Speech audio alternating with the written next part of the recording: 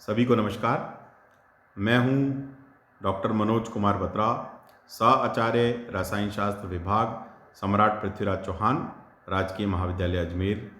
BSc second year organic chemistry में हम लोगों ने पिछले टर्म से एक नया चैप्टर स्टार्ट किया, वह है फिनॉल्स के बारे में। तो हमने पिछले टर्म पे फिनॉल्स के बारे में बात की कि फिनॉल्स क्या होते हैं, जिनको उसका क्लासिफिकेशन क्या है उसके बारे में हम लोगों ने बात की। और आज हम बात करने वाले हैं फिनॉल की जो है संरचना के संबंध में और उसकी बॉन्डिंग के संबंध में। इसके बाद जो नेक्स्ट टॉपिक रहेगा वो रहेगा इसके प्रिपरेटरी मेथड्स के बारे में। तो हम जो है फिनॉल्स की स्ट्रक्चर और बॉन्डिंग के बारे में सबसे पहले बात करते हैं। तो देखिए, जैसा कि बताया गया है, फिनॉल के हाइड्रोक्सिल ग्रुप जो है वो सीधा बेंजीन वलय के कार्बन परमाणु से संबंधित होता है और बेंजीन वलय के ऊपर डायरेक्टली जो है OH ग्रुप अटैच होता है। उसको हम क्या कहते हैं? उसको हम फिनॉल कहते हैं। तो बेंजीन वलय के सभी कार्बन परमाणुओं की जो संकरण अवस्था होती है आप सभी जानते हैं। All carbon atoms in benzene are actually sp2 hybridized, वो sp2 संकरित होते हैं। और OH समूह का जो ऑक्सीजन परमाणु होता है वो sp3 संकरित अवस्था में होता है, उसका sp3 संकरण होता है। इस प्रकार से ऑक्सीजन परमाणु पर दो एकांकी इलेक्ट्रॉन युग्म जो हैं वो उपस्थित होते हैं। उसके ऊपर ऑक्सीजन पर जो है दो lone pair of electron present होते हैं। और फिनॉल जो है वो क्या होता है? एक प्रकार से एक समतलीय अणु है, मतलब एक प्लेनर मॉलिक्यूल है जिसमें कार्बन, ऑक्सीजन और हाइड्रोजन के बीच का जो एंगल है वो 109 डिग्री का होता है, जैसा कि स्ट्रक्चर में आप देख सकते हैं।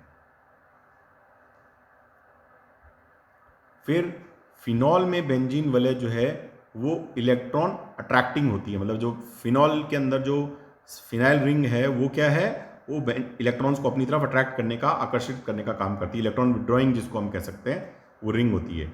और OH समूह के ऑक्सीजन परमाणु पर उपस्थित एकांकी इलेक्ट्रॉन बेंजीन वलय के पाई इलेक्ट्रॉनों के संयुग्मी है। तो यानी कि ऑक्सीजन के ऊपर जो लोन पेयर ऑफ इलेक्ट्रॉन जो प्रेजेंट होता है वो जो बेंजीन की जो रिंग है उस पर जो पाई इलेक्ट्रॉन है उसके साथ में वो कॉन्जुगेशन में रहता है। अतः फिनॉल में बेंजीन वलय पर ऑक्सीजन परमाणु के एकांकी इलेक्ट्रॉन युग्म का अस्थानीकरण यानी डीलोकेलाइजेशन हो जाता है। तो जो बेंजीन की जो रिंग है उसके ऊपर फिनॉल के अंदर जो लोन पेयर ऑफ फिनॉल में जो ऑक्सीजन एटम है उस पर जो lone pair of electron present हैं वो क्या होते हैं? वो उनका डीलोकेलाइजेशन हो जाता है। उसके डीलोकेलाइजेशन का क्या प्रभाव होता है? डीलोकेलाइजेशन का ये प्रभाव होता है कि ऑर्थो और पैरा पोजीशन पर जो है वो इलेक्ट्रॉन डेंसिटी या लोन पेयर ऑफ इलेक्ट्रॉन के प्रेजेंट होने के कारण ऑर्थो और पैरा पोजीशन पर जो है फिनाइल रिंग में इलेक्ट्रॉन डेंसिटी बढ़ जाती है। तो ये ऑर्थो और पैरा जो पोजीशंस होती हैं वो फर्दर इलेक्ट्रोफिलिक सब्स्टिट्यूशन के लिए इसमें वो जो अभिक्रियाएं हैं वो आसानी से हो पाती हैं या उसको फैसिलिटेट ये करता है। तो इसे OH समूह का +R यानी अनुनाद प्रभाव कहते हैं। इसे निम्न प्रकार से प्रदर्शित कर सकते हैं। तो देखिए, हमने क्या समझा कि OH ग्रुप जो है वो बेंजीन रिंग पर अटैच्ड है।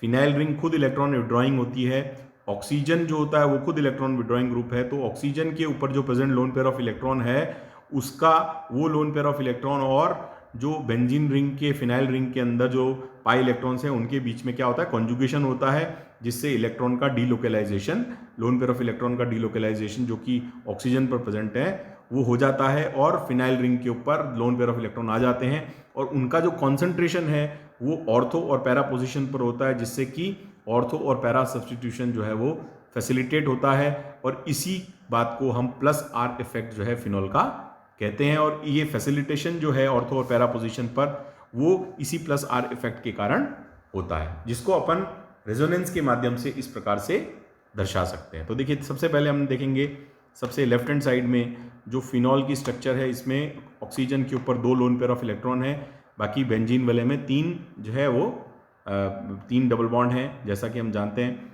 फिर नेक्स्ट इसकी जो अनुनादी संरचना है उसमें हम क्या देखते हैं कि ऑक्सीजन में से एक लोन पेयर ऑफ इलेक्ट्रॉन जो है ऑक्सीजन पर वो रिंग में चला गया और ऑक्सीजन और कार्बन के बीच में एक डबल बॉन्ड आ गया, यानी 2 बॉन्ड आ गए और ऑक्सीजन पर प्लस चार्ज है और कार्बन के ऊपर जो है वो माइनस चार्ज है। या लोन पेयर ऑफ इलेक्ट्रॉन है। अब ये जो लोन पेयर ऑफ इलेक्ट्रॉन है ये डीलोकलाइजेशन के साथ में अब ये नेक्स्ट पैरा पोजीशन पर यानी OH के साथ OH के परिप्रेक्ष्य में उसके रेफरेंस में जो पैरा पोजीशन है उस पैरा पोजीशन पर ये चला जाता है लोन पेयर ऑफ इलेक्ट्रॉन। और फिर थर्ड जो रेजोनेटिक स्ट्रक्चर है तीसरी अनुनादी संरचना में ये उसकी वापिस ऑर्थो पोजीशन पर आ जाता है। तो दो डिफरेंट ऑर्थो पोजीशन पर और एक पैरा पोजीशन पर इस तरह से 3 जगह पर ये जो है लोन पेयर ऑफ इलेक्ट्रॉन का डीलोकलाइजेशन होता है। और फिर हम देखते हैं पांचवी स्ट्रक्चर जो बनती है वो फर्स्ट स्ट्रक्चर की क्या है, फर्स्ट स्ट्रक्चर जो उसकी कॉम्प्लीमेंट्री स्ट्रक्चर है उसमें जो डबल बॉन्ड्स की जो पोजीशन है फिनाइल रिंग में वो चेंज हो जाती है, उसका अल्टरेशन हो जाता है। तो इस तरह से ये 5 अनुनादी संरचनाओं को अगर हम ध्यान से देखें तो इससे हमें पता लगता है कि ऑक्सीजन और कार्बन के बीच में डबल बॉन्ड आता है, ऑक्सीजन पर प्लस चार्ज आता है और ऑर्थो और पैरा पोजीशन के ऊपर lone pair of electron present रहता है। तो ये जो इसके अंदर जो अनुनादी संरचनाओं में जो ये कैरेक्टरिस्टिक्स हैं इसके आधार पर हम बहुत सारी फिनॉल की जो रिएक्शंस हैं और फिनॉल की जो प्रॉपर्टीज़ हैं उसको एक्सप्लेन कर सकते हैं, जिसके बारे में अपन आगे बात करेंगे। तो इस प्रकार अनुनाद द्वारा फिनॉल जो है फिनॉल अणु स्थायी रहता है। फिनॉल में कार्बन और OH बंध में अनुनाद के कारण द्विबंध का गुण आ जाता है, मतलब कार्बन और ऑक्सीजन के बीच में जो बॉन्ड है उसमें डबल बॉन्ड कैरेक्टरिस्टिक्स आ जाते हैं और यह एकल कार्बन OH बंध के से छोटा होता है। नेचुरल है, जब हम डबल बॉन्ड बनाएंगे तो सिंगल बॉन्ड से ये छोटा हो जाता है। ये कार्बन और ऑक्सीजन का बॉन्ड जो है वो कार्बन और ऑक्सीजन का मतलब फिनॉल में जो कार्बन और ऑक्सीजन के बीच का बॉन्ड है वो सामान्य कार्बन और ऑक्सीजन के बॉन्ड से छोटा होता है, क्योंकि उसमें द्विगुण जो है वो कैरेक्टरिस्टिक्स डबल बॉन्ड कैरेक्टरिस्टिक्स उसमें आ जाते हैं। फिर है नेक्स्ट टॉपिक जो है वह है general methods of preparation of phenols, यानी फिनॉल्स को बनाने की जो सामान्य विधियां हैं उनके बारे में हम एक एक करके बात करेंगे। तो सबसे पहले जो सामान्य विधि के बारे में बात करते हैं वो है फ्रॉम कोल्टार के द्वारा। अब देखिए कोल्टार जो होता है वो हमें क्या होता है, वो पेट्रोलियम प्रोडक्ट से प्राप्त होता है। तो इस कोल्टार का जब हम फ्रैक्शनल डिस्टिलेशन करते हैं जिसको हम प्रभाजी आसवन कहते हैं, उसके करने पर हमें कुछ ऑयल्स मिलते हैं जिसको हम नाम देते हैं मिडल ऑयल, अपर ऑयल, लोअर ऑयल, इस तरह से। तो हमने जो कोल्टार है उसका जो फ्रैक्शनल डिस्टिलेशन किया तो 170 से 230 डिग्री टेम्परेचर के बीच में हमें एक फ्रैक्शन मिलता है जिसको हम कहते हैं मिडल ऑयल फ्रैक्शन या मध्य तेल अंश। इसमें मुख्य रूप से फिनॉल, क्रिसॉल और नेफ्थलीन जो है वो उपस्थित होता है।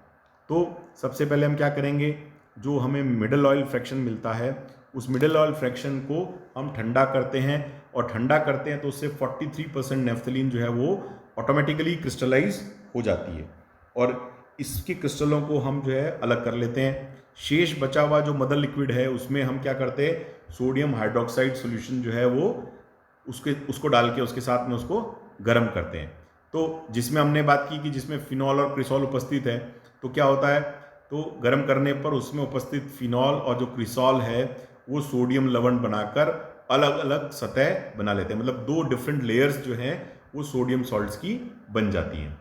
इस तरह से इस सतह को अलग करके हम गर्म करते हैं। अब दोनों लेयर्स जो होती हैं उनको हम सेपरेट कर लेंगे और उनको अलग अलग गर्म करेंगे तथा इनमें वायु प्रवाहित करते हैं जिससे बचा हुआ नेफ्थलीन जो है एवं पिरिडीन वाष्पित हो जाता है। तो अब इसमें से जब हम वायु प्रवाहित करेंगे तो उसमें जो बची हुई नेफ्थलीन है और पिरिडीन है वो वाष्पित हो जाएगी, वो वेपराइज हो जाएगी। अब इस द्रव को ठंडा करके इसमें कार्बन डाइऑक्साइड की धारा प्रवाहित करते हैं जिससे सोडियम लवण जो है वो तदन रूपी फिनॉल और क्रिसॉल तथा सोडियम कार्बोनेट में बदल जाता है। तो जो फिनॉल है और क्रिसॉल जो है वो जो है सोडियम कार्बोनेट में बदल जाता है और इस समूह को जल से धोने पर सोडियम कार्बोनेट जो है वो जल के साथ निकल जाता है और बचे मिश्रण का प्रभाजी आसवन करने पर हमको 142 डिग्री पर फिनॉल और 190 से 200 डिग्री के ऊपर क्रिसॉल और उसके बाद में ज़ाइलेनॉल जो है वो 215 डिग्री सेंटीग्रेड पे उसके डिस्टिलेशन से हमको प्रभाजी आसवन से फ्रैक्शनल डिस्टिलेशन से हमको प्राप्त होता है। तो यहाँ देखिए जो रिएक्शन है वो क्या है, जैसे हमने बताया कि उसकी जब हमने NaOH से रिएक्शन कराया तो उसका सोडियम सॉल्ट है, उसमें कार्बन डाइऑक्साइड गैस पास की, वाटर पास किया, तो Na2CO3 उसमें से निकल गया और ये फिनॉल जो है हमें प्राप्त होता है। तो ये एक तरीका है सबसे पहले कोल टार से जो है वो फिनॉल बनाने का, जिसमें फ्रैक्शनल डिस्टिलेशन जो है उसको काम में लिया जाता है उसका। फिर उसके बाद हम बात करते हैं उसकी सोडियम हाइड्रोक्साइड के साथ में रिएक्शन होती है, फिर उसके बाद में उसमें कार्बन डाइऑक्साइड और वाटर जो है उसको यूज़ करके उस तरह से बनाया जाता है। सेकंड जो रिएक्शन है, सेकंड जो तरीका है बनाने का, वो है क्लोरोबेंजीन से। तो क्लोरोबेंजीन से हम दो तरीके से बना सकते हैं। पहला मेथड जो है वो है राशिंग प्रोसेस से। तो राशिंग प्रक्रम क्या है, इसमें क्या होता है कि बेंजीन की जब हम रिएक्शन HCl के साथ में और ऑक्सीजन की प्रेजेंस में, वायु की उपस्थिति में, जब एयर की प्रेजेंस में उसको हम गर्म करते हैं, क्यूप्रिक क्लोराइड कॉपर और आयरन का जो कपल होता है उसके साथ में 300 डिग्री सेंटीग्रेड पर, तो क्या होता है, क्लोरोबेंजीन प्राप्त होती है। सो रिएक्शन है benzene plus HCl plus half O2 which is in the air, और कॉपर और आयरन का जो मिक्सचर है उसको यूज़ करते हैं, 300 डिग्री सेंटीग्रेड गर्म करते हैं। उसके गर्म करने पर हमें सबसे पहले क्लोरोबेंजीन C6H5Cl मिलता है प्लस H2O। अब क्या होता है, इस प्रकार प्राप्त क्लोरोबेंजीन को उत्प्रेरक सिलिका की उपस्थिति में 425 डिग्री तापक्रम पर भाप द्वारा जल अपघटित करने पर फिनॉल प्राप्त होता है। तो यानी कि नेक्स्ट स्टेप जो है कि क्लोरोबेंजीन की जो रिएक्शन है वो सिलिका की प्रेजेंस में 425 डिग्री तापक्रम पर भाप जो है, स्टीम जो है उसके द्वारा उसको हमने क्या किया, हाइड्रोलाइज किया, तो उससे हमको फिनॉल जो है वो प्राप्त होता है। तो ये जो है मेथड, उसके अंदर हम देखते हैं कि हम उसका यूज़ करते हैं। फिर नेक्स्ट मेथड जो है वो है डाउस मेथड या डाउस प्रोसेस, जिसको हम कहते हैं डाउ प्रक्रम। इसमें क्या करते हैं, उपयुक्त विधि में जो हमने पहले में जो क्लोरोबेंजीन प्राप्त किया है उसको क्यूप्रिक क्लोराइड की उपस्थिति में 200 एटमॉस्फेरिक प्रेशर और 300 डिग्री सेंटीग्रेड के ऊपर 300 डिग्री तापक्रम और 200 वायुमंडलीय दाब पर 10% जलीय सोडियम हाइड्रोक्साइड अथवा सोडियम कार्बोनेट विलयन जो है उसके साथ में अपघटित करने पर हमें जो है वो फिनॉल प्राप्त होता है। यानी कि 10% aqueous solution of sodium hydroxide लेंगे या सोडियम कार्बोनेट जो है वो लेंगे। तो देखिए C6H5Cl plus NaOH cupric chloride 300 degree centigrade और 200 एटमॉस्फेरिक प्रेशर पर हमने इसको किया, तो इसका Cl जो है उसकी जगह पर OH ग्रुप जो है वहाँ पर सब्सटीट्यूट हो जाता है और हमें ये जो है प्राप्त होता है।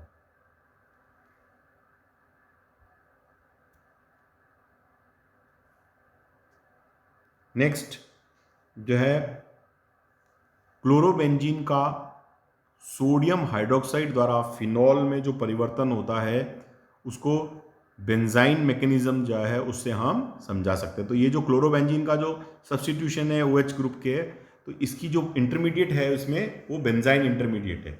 बेंजाइन इंटरमीडिएट क्या है वो अपन यहाँ पर देख सकते हैं, हमने पहले भी उसको जो रिएक्टिव इंटरमीडिएट्स है उसमें फर्स्ट ईयर में उसको पढ़ा है। तो सबसे पहले क्लोरोबेंजीन की OH से रिएक्शन होगी, तो OH जो है वो ऑर्थो पोजीशन पर जो है वहाँ से एक प्रोटॉन को निकालेगा और वहाँ पर चार्ज आ जाएगा। नेक्स्ट स्टेप में वहाँ से हेलोजन हटेगा, तो वहाँ पर क्या होगा, उस कार्बन इप्सो कार्बन के बीच में और दूसरे कार्बन ऑर्थो पोजीशन के बीच में एक डबल बॉन्ड एक्स्ट्रा जो रख जाएगा, जिससे कि एक बेंजाइन इंटरमीडिएट बन जाएगा। अब इस बेंजाइन इंटरमीडिएट के ऊपर क्या होता है, नेक्स्ट OH जो है वो अटैक करेगा, तो OH उस पर जुड़ जाएगा।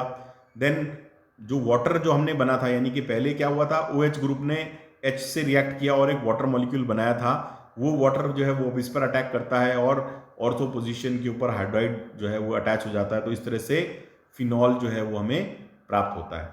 लेकिन यहाँ पर हमें ऐसा लगता है कि डायरेक्टली जैसे उसका सब्सटीट्यूशन हो गया क्लोरीन का एक OH ग्रुप से और हमें को जो है प्रोडक्ट मिल गया, लेकिन एक्चुअली ये जो है ये रिएक्शन जो होती है वो बेंजाइन मैकेनिज्म के माध्यम से होती है।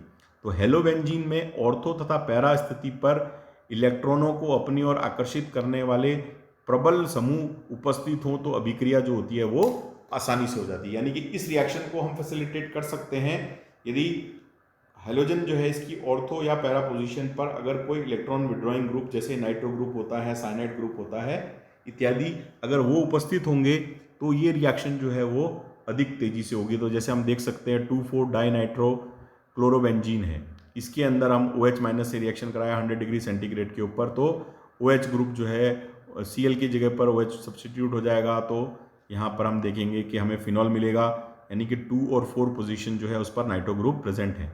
फिर दूसरी पॉसिबिलिटी है जब 2, 4 और 6 तीनों पर 3 इलेक्ट्रॉन विड्रॉइंग ग्रुप प्रेजेंट हैं तो ये रिएक्शन और फास्ट हो जाएगी। तो हमने देखा था कि पहले वाली जो 2,4 डाइनाइट्रोबेंजीन वाली रिएक्शन है उसके लिए जो तापक्रम की आवश्यकता है वो 100 डिग्री सेंटीग्रेड है, जबकि 2,4,6 ट्राइनाइट्रोबेंजीन के लिए, जिसको हम पिक्रिक क्लोराइड भी कहते हैं, उसका जब हम हाइड्रोक्सिलेशन करेंगे तो उसके लिए टेम्परेचर जो है वो और भी कम चाहिए, 30 डिग्री सेंटीग्रेड, क्योंकि यहाँ पर ऑर्थो पोजीशन पर 2 इलेक्ट्रॉन विड्रॉइंग ग्रुप जो है वो प्रेजेंट है, जिसके कारण ये जो रिएक्शन होती है वो फास्ट हो जाती है। तो 2,4,6 ट्राइनाइट्रोफिनॉल या पिक्रिक एसिड जो है वो इसके अभिक्रिया के कारण से बनता है। तो इस तरह से आज हम लोगों ने देखा कि किस तरह से राशिंग प्रोसेस के द्वारा और डाउ प्रोसेस के द्वारा ये फिनॉल जो है उसका निर्माण किया जाता है। इसके आगे की जो प्रिपरेशन मेथड्स हैं, जिसमें क्यूमीन के द्वारा, एराइल सल्फोनिक एसिड्स के द्वारा और एरिल डायजोनियम सॉल्ट्स के द्वारा, सैलिसिलिक एसिड के द्वारा, ग्रिग्नार रिएजेंट के द्वारा, इनके बारे में जो है हम नेक्स्ट टर्न पे बात करेंगे।